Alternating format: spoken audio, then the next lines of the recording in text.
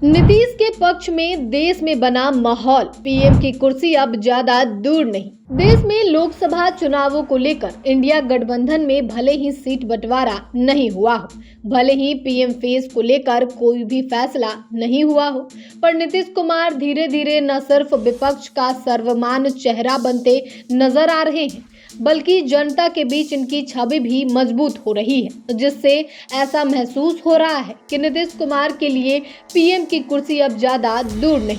ऐसे में आइए इस वीडियो में हम इसी मुद्दे पर चर्चा करते हैं। आपको बता दें कि जब ऐसा लगने लगा था कि केंद्र में मोदी की हैट्रिक जीत पक्की है, ऐसे में नीतीश कुमार विपक्षी खेमे में उम्मीद की नई किरण बनकर आए और उन्होंने अपने राजनीतिक कौशल से विपक्ष को एक मंच पर लाकर खड़ा कर दिया। इसके बाद विपक्षी गठबंधन में बैठकों का दौर भी शुरू हुआ, लेकिन उसमें कोई बड़ा फैसला नहीं हो पाया। पर अचानक ही 3 राज्यों में कांग्रेस की हार के बाद नीतीश कुमार के लिए रास्ते खुलते नजर आ रहे हैं। देखें तो इस वक्त एक तरफ इंडिया गठबंधन की कई पार्टियां नीतीश कुमार के पक्ष में आवाज उठाते नजर आ रही हैं, तो दूसरे तरफ बिहार के बाहर भी इनकी डिमांड बढ़ गई है। दरअसल जदयू, राजद, शिवसेना और बिहार कांग्रेस के कुछ नेता नीतीश कुमार की तारीफ करते नहीं थक रहे हैं। इनमें से कुछ नेताओं ने तो नीतीश कुमार को मजबूत पीएम फेस भी बता दिया है।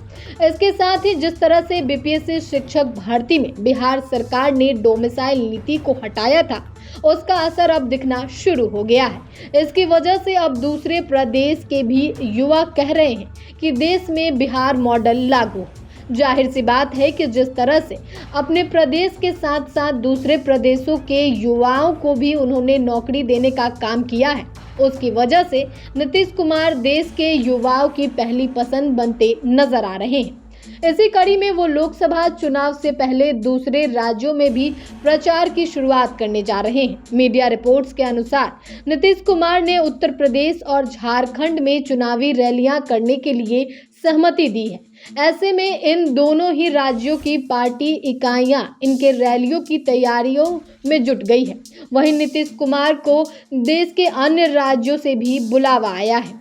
संभव है कि आने वाले दिनों में नीतीश कुमार राजस्थान, हरियाणा, महाराष्ट्र, गुजरात जैसे राज्यों का भी दौरा कर सकते हैं। इसके साथ ही ऐसी संभावनाएं हैं कि नीतीश कुमार के मंच पर अन्य पार्टियों के क्षेत्रीय नेता भी हो सकते हैं। इस तरह नीतीश कुमार जल्द ही मिशन 2024 को रैलियों से रफ्तार देते नजर आ सकते हैं। जाहिर सी बात है कि नीतीश कुमार जिस तरह से देश भर में रैलियां करने की तैयारी में है, वह संकेत है कि वो अब सिर्फ बिहार की नहीं बल्कि देश की राजनीति करना चाह रहे हैं। ऐसे में आगामी लोकसभा चुनाव में मोदी और नीतीश के बीच मुकाबला हो सकता है। अगर ऐसा होता है तो यह बीजेपी के लिए किसी बड़े झटके से कम नहीं होगा, क्योंकि बीजेपी कहीं न कहीं यह चाहती है कि 2024 में मुकाबला मोदी और राहुल गांधी के बीच हो, ताकि पार्टी आसानी से कांग्रेस को घेर सके।